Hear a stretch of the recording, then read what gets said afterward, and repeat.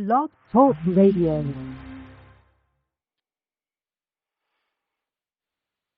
Boa noite, amigos. Estamos começando aqui, inaugurando o nosso programa True Outspeak, Sinceridade de Fato. Tem várias chamadas aqui esperando, mas eu vou pedir que esperem mais um pouco.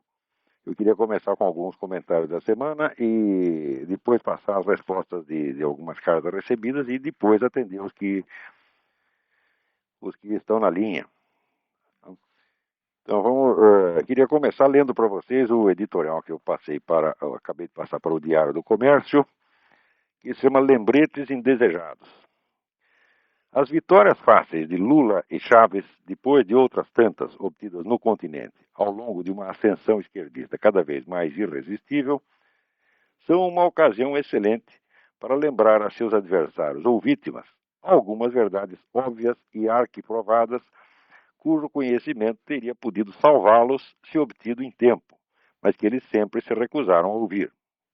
Primeira, o presente sucesso esquerdista começou a ser preparado nos anos 60, com a fundação da OLAS, Organização Latino-Americana de Solidariedade, primeira edição daquilo que viria a ser na década de 90 o Foro de São Paulo.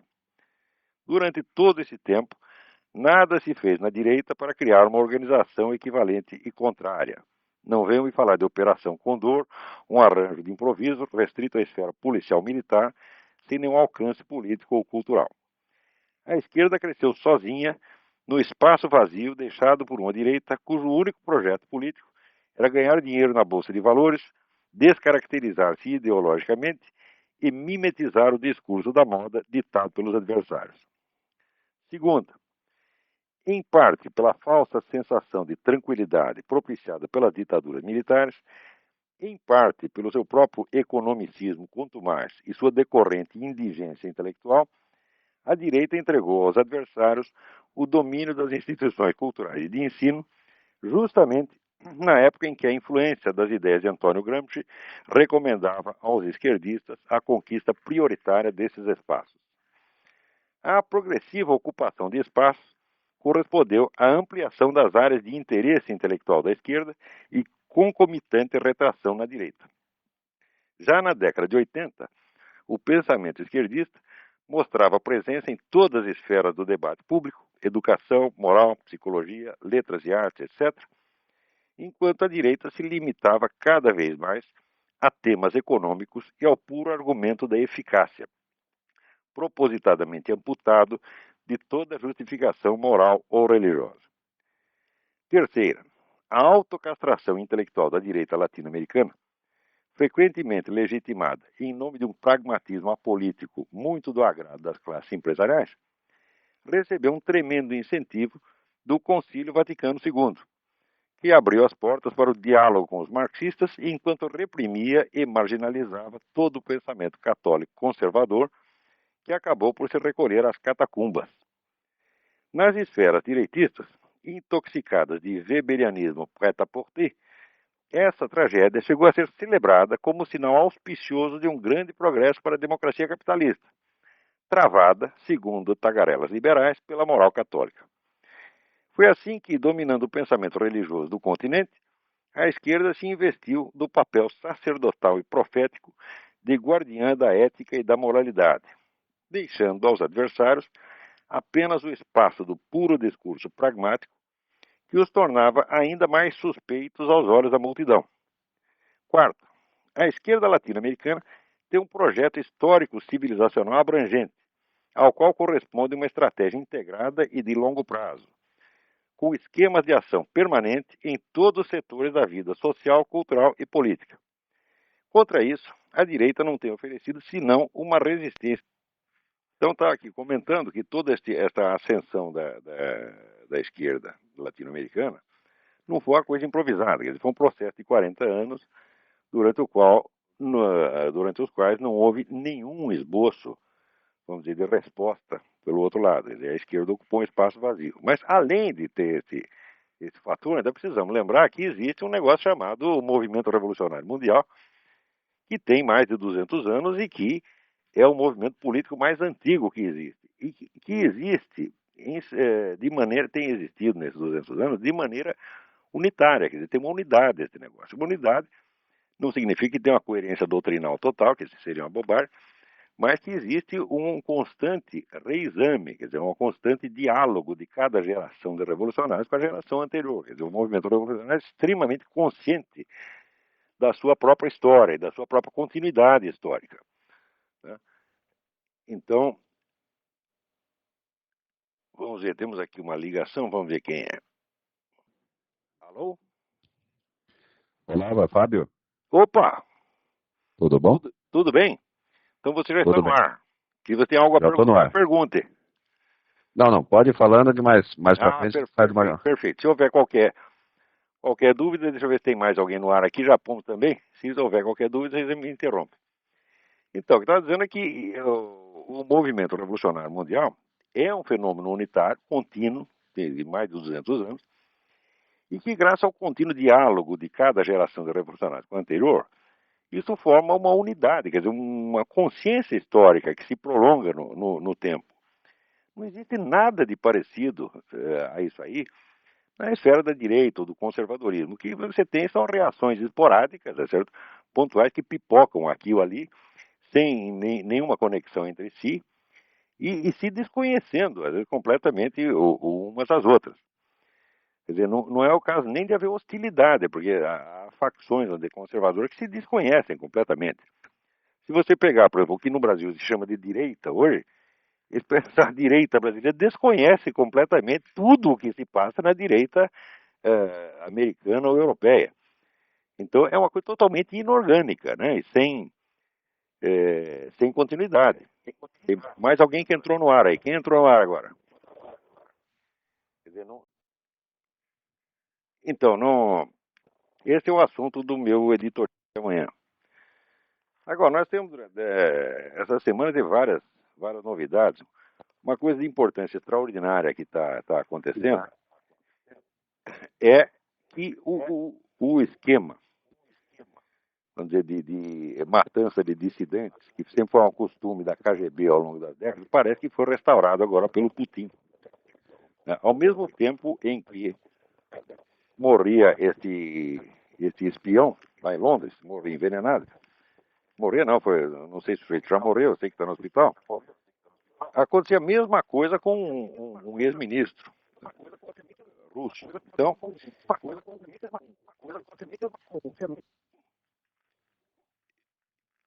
isso aí mostra que o esquema de controle da oposição no exterior, que foi uma característica, vamos dizer, do comunismo ao longo desse tempo todo, está em pleno funcionamento agora.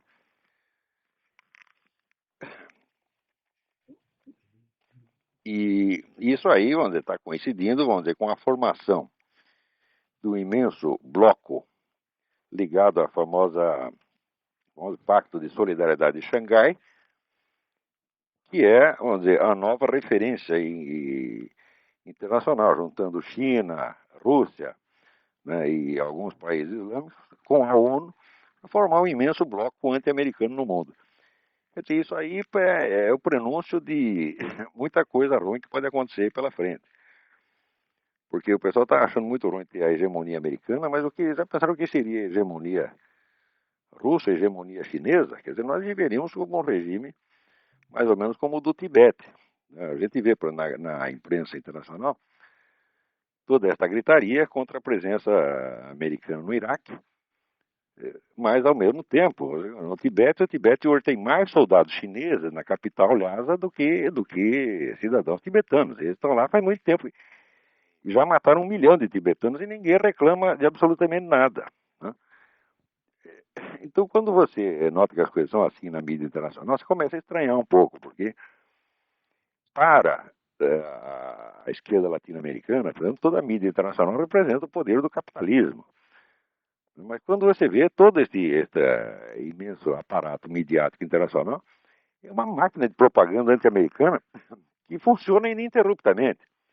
Então é claro que existem interesses enormes por trás disso. Quer dizer, não pode se iludir com essa ideia de que existe um império americano riquíssimo e poderosíssimo e contra ele só meia dúzia de coitadinhos do terceiro mundo, né? Isso aí, evidentemente, é um mito alimentado pela própria máquina de propaganda, tá certo?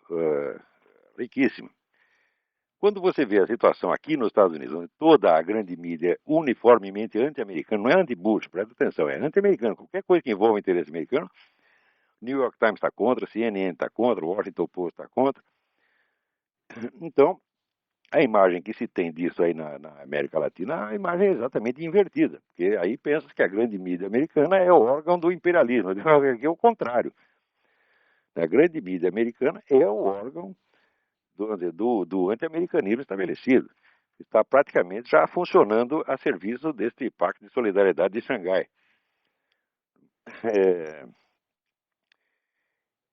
Um outro acontecimento que eu gostaria de mencionar é o seguinte: eu fiz aquelas gravações com Yuri Vieira, que estão no YouTube e estão ao alcance de quem quiser ouvi-las. Daí alguém me mandou aqui um extrato, uma discussão que se deu no site do pastor Caio Fábio. Então, está um sujeito lá dizendo: olha, eu ouvi lá as coisas que o Olavo falou sobre religião, Jesus Cristo, está muito bom, realmente bom. Daí o outro responde assim: não ouvi não, mas tratando do Olavo de Carvalho, nem tenho vontade de ouvir. O sujeito é um católico reacionário anticomunista. Dizer anticomunista para ele é xingamento, né? Acho que ele é simpatizante da TFP. Eu nunca fui simpatizante da TFP, embora tenha defendido essa organização quando ela sofreu aí perseguições e injustiças. Mas o interessante é que uma das razões que o sujeito dá para não querer me ouvir, ele disse, ele é o tipo do sujeito que acha que o George Bush é liberal demais. Liberal no sentido liberal, esquerdista, né? Muito bem, nessa mesma gravação com o Yuri, eu estava comentando que no Brasil as pessoas hoje raciocinam exclusivamente por meio de palavras que estão imantadas de emoções. O sujeito ouve a palavra e já associa uma emoção àquela palavra sem passar pela representação da realidade correspondente e cria, portanto, uma reação direta do teor emocional que ele julga estar associado àquela palavra. Eu estava dizendo exatamente isso na gravação e na gravação com o Yuri, e veio esta conversa aí no site do Caio Fábio provar exatamente o que eu estava dizendo. Por quê? Quando o indivíduo diz, e ele é o tipo de sujeito que acha que o George Bush é liberal demais, o que ele está querendo dizer é que, no meu entender, é que eu acho o Bush liberal demais porque eu gostaria que ele fosse mais conservador. Então seria, vamos dizer, a expressão da minha emoção, né, em face do George Bush, minha reação de gosto ou desgosto perante o George Bush. Então ele seria liberal demais em relação a mim. Claro. Mas esse é o tipo de raciocínio brasileiro inteiramente subjetivista. Quando sei que me ouvir ou me ler assim, nunca vai entender o que eu estou dizendo. Por quê? Quando a gente diz que o George Bush está à esquerda dos conservadores, isso eu estou procurando ali uma relação estritamente objetiva. Quer dizer, eu estou repetindo o que os conservadores aqui dizem. Quer dizer, ele está, vamos dizer, à esquerda dos conservadores, segundo o ponto de vista dos próprios conservadores. Não é porque eu acho que ele deveria estar aqui ou estar acolá. Quer dizer, eu acho inclusive ridículo essa história de comentarista político brasileiro que sempre julga os políticos internacionais como se eles lessem as suas colunas, né? Eu duvido muito que o George Bush esteja muito preocupado com a minha opinião, se eu acho que ele deveria ir mais para a esquerda, mais para a direita. Então eu nunca escrevo nesta base, quer dizer, não é eu que sinto que o George Bush está para a direita, está para a esquerda, né? Eu estou tentando dar ali uma referência objetiva. Mas me parece que o estudo objetivo da sociedade e da política é uma coisa que no Brasil se tornou quase impensável. As pessoas não sabem o que é isso, mas elas não conseguem imaginar do que se trata, né? Mais uma prova disso eu obtive através, vamos dizer, de uns e-mails que eu recebi, que repetem, por sua vez, uma troca de e-mails distribuída na lista de discussões de um tal de senhor Armindo Abreu. Armindo Abreu é um sujeito que escreveu um livro enorme chamado O Poder Secreto. Mas depois do Poder Secreto tem um ponto de exclamação. Eu não sei o que poderia querer dizer um ponto de exclamação depois de uma frase nominal, né? Como é que a gente deveria pronunciar o título do livro dele? É o poder secreto. Só pode ser isso, né? Então, quer dizer, o indivíduo não sabe nem pontuação. E esse camarada, no entanto, escreve a respeito desses temas de teoria da conspiração e tem uma audiência. Ele diz aqui algumas coisas, a meu respeito. Ele está muito bravo comigo, porque no começo dos anos 90 ele fazia um programa numa rádio do Rio de Janeiro e ele disse algo sobre o Foro de São Paulo, né, naquela época. Pelo menos ele afirma que disse. Depois, em 2005, ele publicou esse livro, O Poder Secreto, que fala sobre o Foro de São Paulo também, e ele está muito bravo porque eu não citei o programa dele. Então, ele teria sido o pioneiro que falou do Foro de São Paulo, né, no começo da década. Mas, se bem que aqui tem algumas coisas muito estranhas, porque ele diz que o primeiro artigo lançado no Brasil sobre o Foro, que eu conheço, foi escrito em 1989, pelo pessoal da revista Executive Intelligence Review. Lourenço Carrasco Silva Palácio. Falei, bom, isso é absolutamente impossível, porque o Foro de São Paulo foi fundado em 1990. Quer dizer, só se foi por uma antecipação profética. Eles descobriram que o Foro de São Paulo ia ser fundado no ano seguinte e já falaram mal. Né? Mas, mesmo que tivessem falado em 1990, ou ele tenha falado em 1990, o fato é que um programa de rádio do qual não ficou a gravação, se não nos arquivos da emissora, não é documento para absolutamente nada. Né? Mas o homem reclama. Nessa ocasião também denunciamos o diálogo interamericano. E daí ele diz que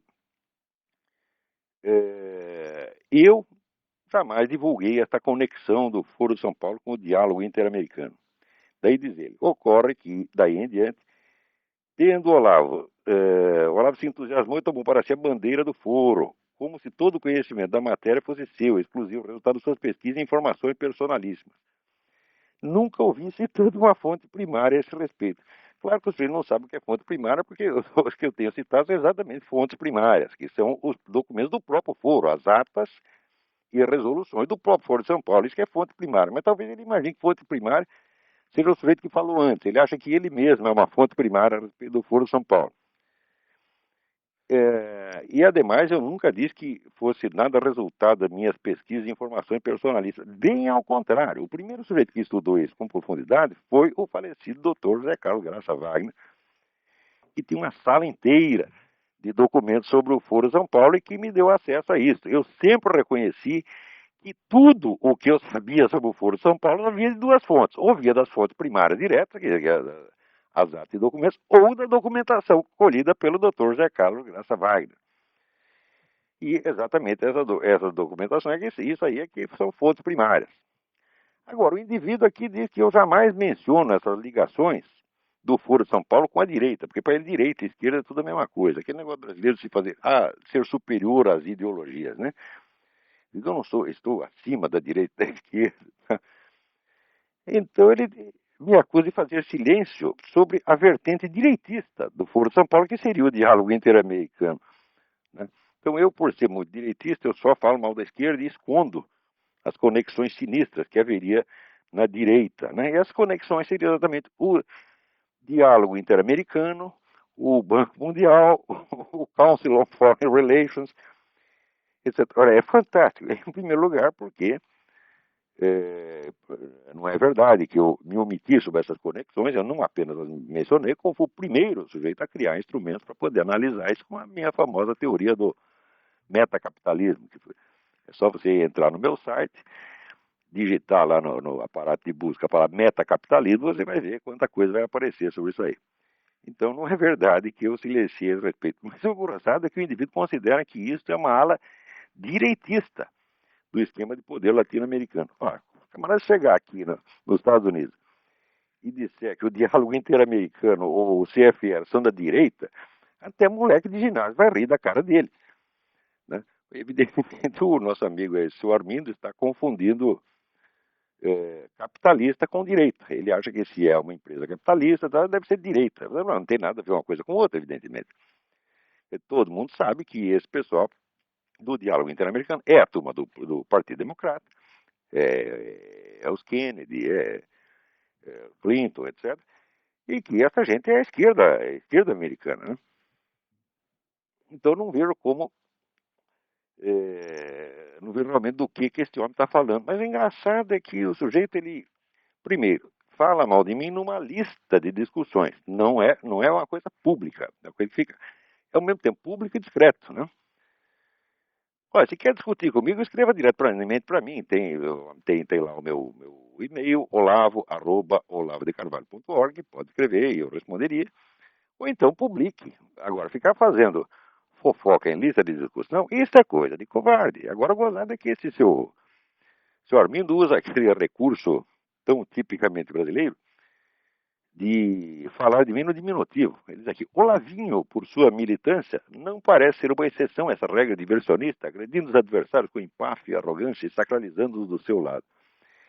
Agora aqui, senhor Armindo, pare de viadagem. Esse negócio de dizer que você querer diminuir o outro usando o diminutivo, isso é frescura. Pare com isso. O senhor tem idade, se respeita um pouquinho, vai? Agora, se quiser discutir comigo, apareça. Porque, para mim, você é um semi-analfabeto, uma besta quadrada que acredita em teoria da conspiração, acredita que existe uma mão secreta que governa o mundo. Isso é uma estupidez. Quer dizer, isso aí, em primeiro lugar, é aquele negócio que dizia o Santo Agostinho, que o que mais agrada os diabos é você hipertrofiar, aumentar o poder deles. Então você acha que o Rockefeller e Morgan, etc., dominam o mundo. Não, eles não dominam, são pessoas extremamente poderosas e têm esquema de poder muito, muito grande, muito abrangente, mas são humanos e erram como nós. E enfrentam dificuldades horríveis e toda hora quebram a cara, fazem planos, dão errado. Então esse negócio da mão secreta que governa o mundo, isso é coisa de criança. Tá certo? Existem esquemas de poder, sim, existem esquemas até conspiratórios, mas não tem esse poder que esse seu Armindo imagina. Quer dizer, o homem está imaginando um negócio que é uma espécie de fantasia macabra. Tá, e, evidentemente, eu não tenho nada a ver com isso. Ele pode ter vamos dizer, imaginar o que ele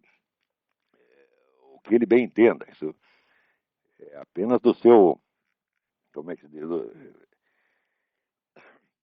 É uma decisão que cabe a ele, exclusivamente. Né? Muito bem. Agora, não deixa de ser engraçado que o senhor Armindo parece ter até alguma influência, ele é ouvido, parece que até em certos círculos militares. O que muito depõe contra a inteligência daqueles que o ouvem, porque um sujeito desse não é para prestar atenção nada. Quanto mais ele escrever, menos é para ler.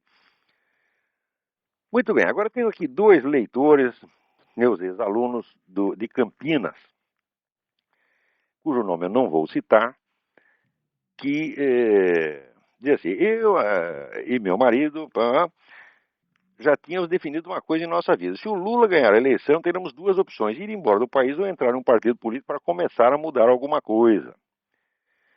Então, isso parece idiota que entrar em algum partido político, se candidatar a vereador em Campinas, sirva para alguma coisa, mas é isso mesmo que iremos fazer. E deu muito bem, e ela quer saber a minha opinião. Eu acho que é uma coisa meritória.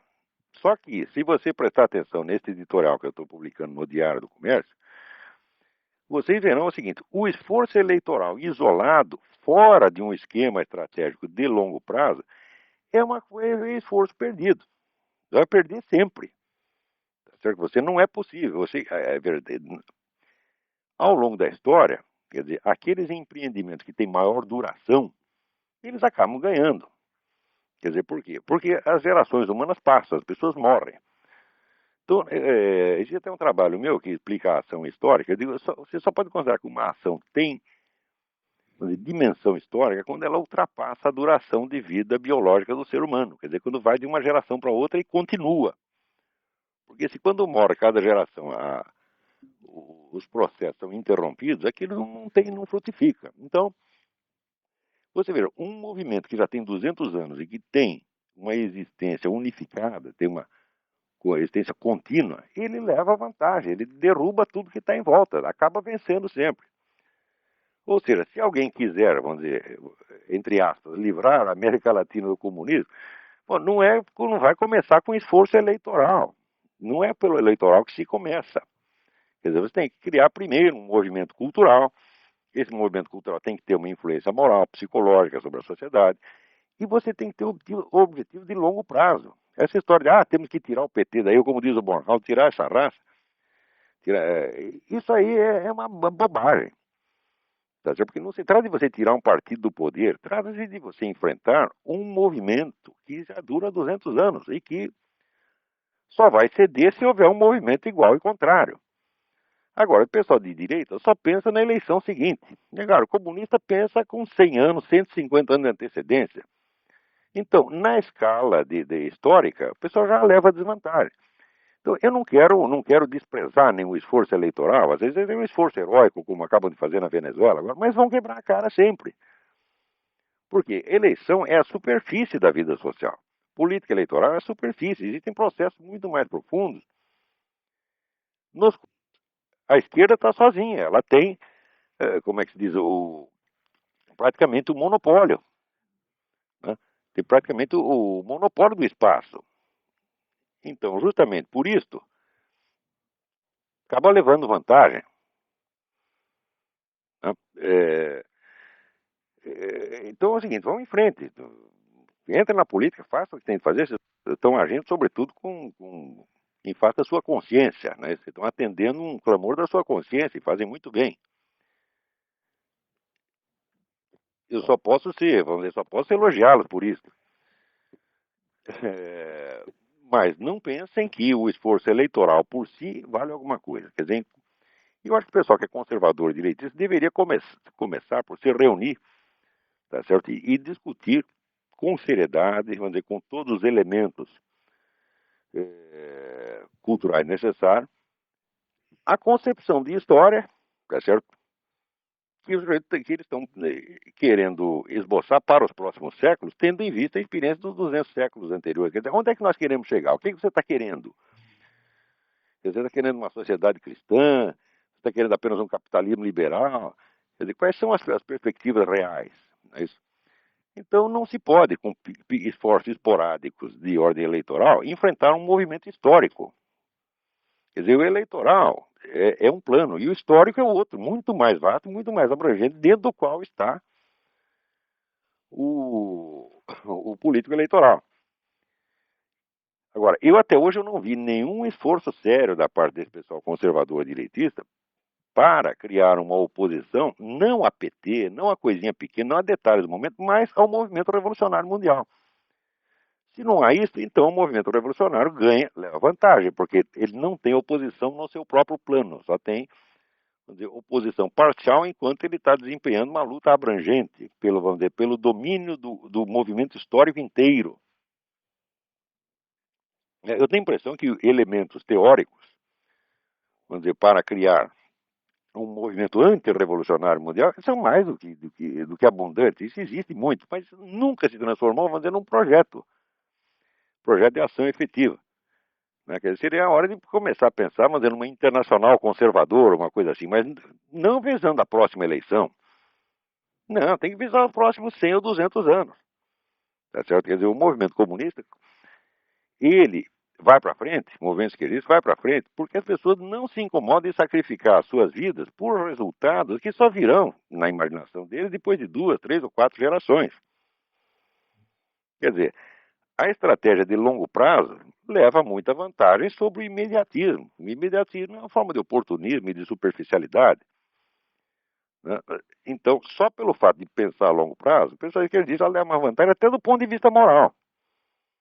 Quer dizer, aí eles começam a ter uma superioridade moral pelo fato de que pensam no futuro e sacrificam suas vidas. Agora, se o outro lado só está pensando, vamos dizer, em ganhar a próxima eleição, até moralmente os esquerdistas ficam numa vantagem em relação a eles. Né? Muito bem. Há um leitor aqui que me pergunta sobre as universidades conservadoras que existem nos Estados Unidos. Bom, ele pergunta, no Brasil tem nenhuma. Nos Estados Unidos tem várias. Tem a Liberty University, por exemplo. Tem o King's College. Né? Eu acho que você poderia encontrar o remetente chama-se Saulo de Tarso Manriquez. Muito interessante esse seu interesse por isso. Existe uma página que chama-se The Intellectual Conservative. Procure esta página, tá certo? E você vai achar lá uma lista dos Conservative Colleges nos Estados Unidos. Então, o fato é que aqui nos Estados Unidos você também tem uma hegemonia esquerdista no establishment universitário, mas é apenas hegemonia, não é um domínio total como tem no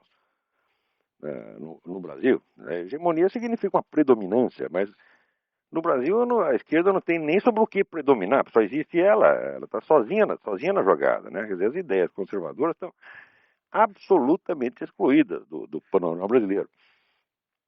Aqui, elas são excluídas de alguns círculos, por exemplo, a chamada grande mídia impressa, né? New York Times, Washington Post, etc. Ali você vê a hegemonia esquerdista. Mas você tem uma reação imensa da parte pelo programa de rádio, em parte pela Fox News e pelos think tanks. Quer dizer, o pessoal conservador não está quieto. Agora, no Brasil não é hegemonia. No Brasil é domínio total. O domínio é tão total e tão abrangente que quando alguém reclama de alguma pequena coisa, algum detalhe, por exemplo, do PT, isso já basta para que ele seja rotulado de direitista. Quer dizer, quando um social-democrata, um tucano, um socialista fabiano, né, reclama de que o PT está roubando, né, então como não tem direita nenhuma, esse sujeito começa a fazer o papel da direita. E o PT já estrila. Olha a direita aí querendo se levantar. Isso é tudo uma farsa, evidentemente. Né. Agora, também aqui durante a semana houve aqui uma notícia de que no Paquistão mais 2 cristãos foram condenados para a cadeia depois de milhares que já foram. Quer dizer, o nego foi condenado a 10 anos de prisão por blasfêmia contra o Corão. Quer dizer, coisas que eles disseram contra o Corão. Quer dizer, também foram acusados de queimar uma página do Corão, mas não apareceu essa página queimada em parte alguma. Pegaram 10 anos de cadeia por isso, e olha que a sentença ela está ilegalmente branda. Porque pela lei islâmica, a blasfêmia contra o Corão pode dar prisão perpétua. Quer dizer, é assim que são tratados no mundo islâmico os dissidentes e as pessoas que são contrárias, vamos dizer, à religião local. Enquanto que nos Estados Unidos e na Europa, os próprios estados que estão sendo atacados pelos radicais islâmicos, né, com bombas de atentados, eles fazem leis para proteger os muçulmanos. Aqui, no estado da Califórnia, todos os alunos de escolas públicas da Califórnia ouvem diariamente pregações pró-islâmicas. Mas se elas manifestarem a sua fé cristã dentro da escola, podem ser punidas.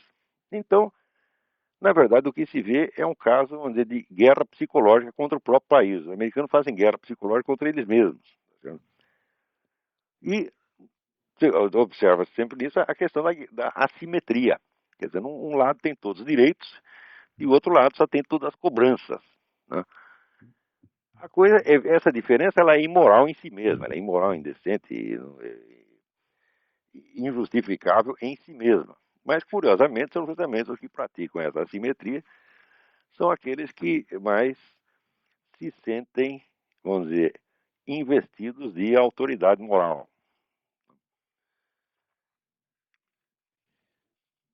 Na mesma semana, vocês viram,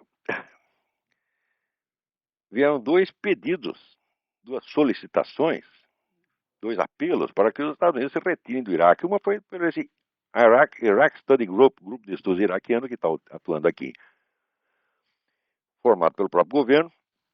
E na mesma semana veio o mesmo pedido da boca de quem? Do presidente do Irã, o Ahmadinejad. Então, quer dizer, aqui está um monte de americanos pedindo para os Estados Unidos fazerem exatamente o que o Ahmadinejad está pedindo para eles fazerem, quer dizer, saiam do Iraque. Olha, todo mundo sabe perfeitamente, se eles saírem do Iraque, vai acontecer lá o que aconteceu no Vietnã.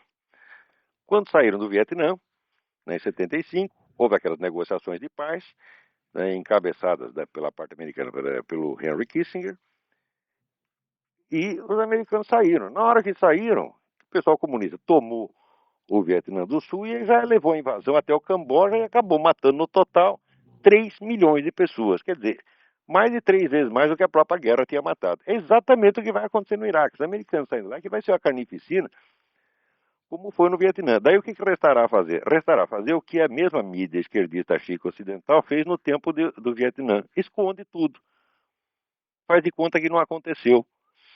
que não aconteceu nada no Vietnã e no Camboja. Então, aqui nos Estados Unidos, quando o Pol Pot já estava matando gente pra caramba no Camboja, o Noam Chomsky escrevia artigo atrás de artigo para dizer, não, não está acontecendo nada, isso tudo são intrigas da oposição.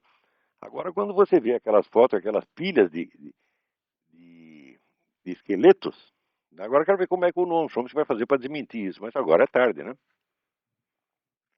Então, na década de 70, você já teve esse pacifismo assassino. Agora, de novo, a mesma coisa. Então, as pessoas alegando bandeiras pacifistas, vamos sair do Iraque. Bom, você sai, vira as costas e os iraquianos que se arrumem. Tá certo? Enquanto isso, né, nos Estados Unidos, o que acontece? Aqui tem uma conferência numa universidade, a Lipscomb University, e um teólogo muito respeitado aqui, chamado Lee Camp, ele diz o seguinte: para viver pacificamente com os muçulmanos, os cristãos devem deixar de lado a noção de que a sua fé exige a criação de um reino cristão na Terra. Ou seja, nós devemos deixar que os muçulmanos construam o reino muçulmano e nós levamos a nossa religião para dentro de casa. Ela vai imperar apenas na nossa vida privada. E a vida pública será muçulmana e nós temos o direito de ser cristão escondido em casa. Ora, isso é exatamente o que já vigora no Irã. A Constituição iraniana é o seguinte: você pode praticar o cristianismo, desde que seja dentro da sua casa e ninguém fique sabendo. Porque se alguém ficar sabendo, tu vai para a cana. Tá certo? Então, o que este vagabundo, esse teólogo está propondo, dizendo que é cristão, ele diz que é cristão e desafia um cristão conservador.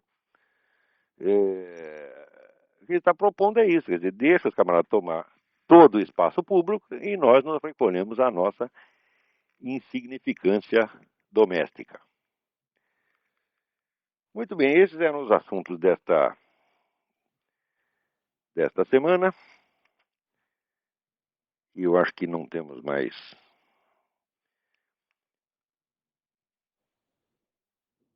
nada por aqui.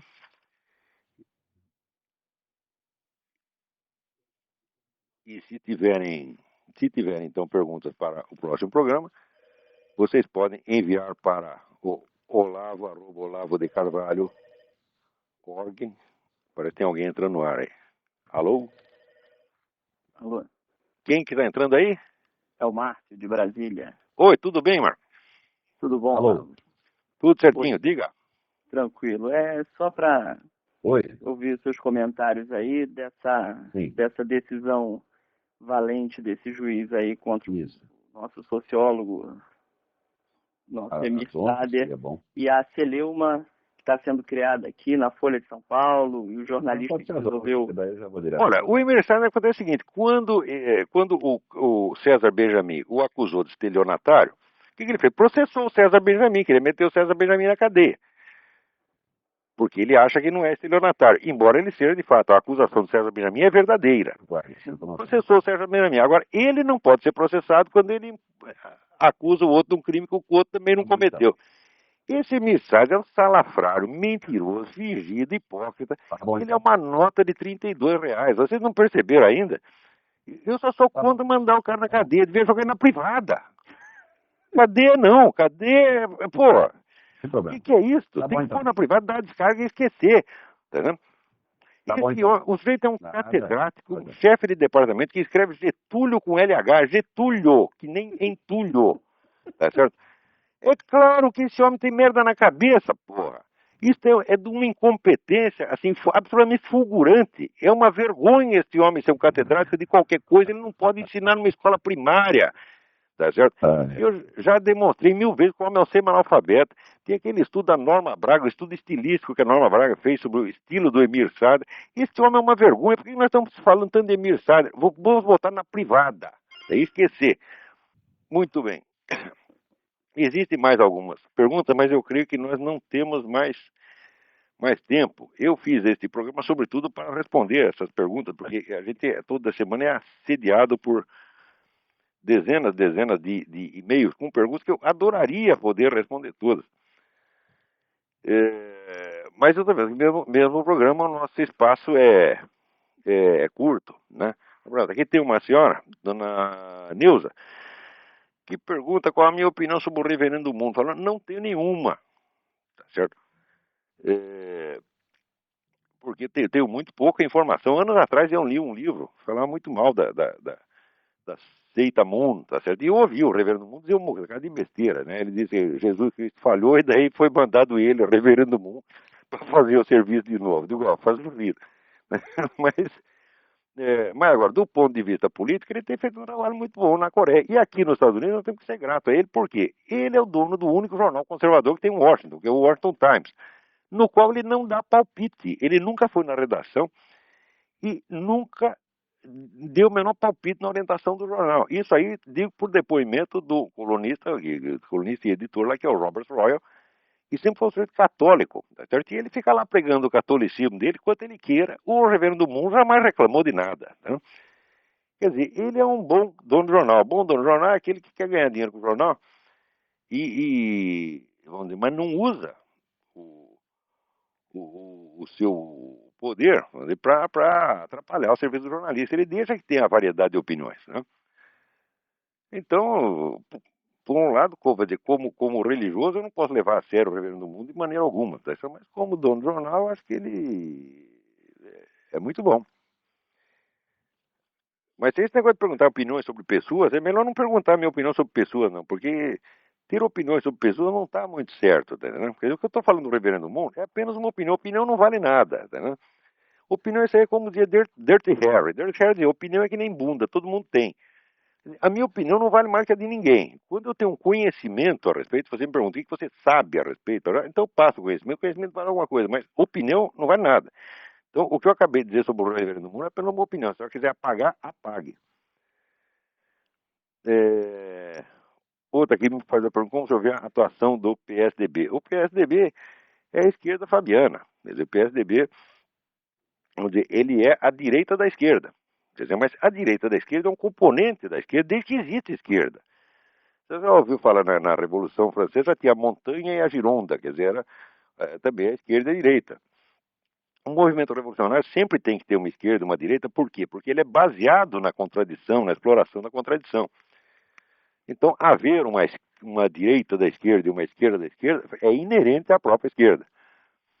Tá certo? Então, agora, confundir a direita da esquerda com a direita propriamente dita é burrada. Mais alguém entrando na linha aí?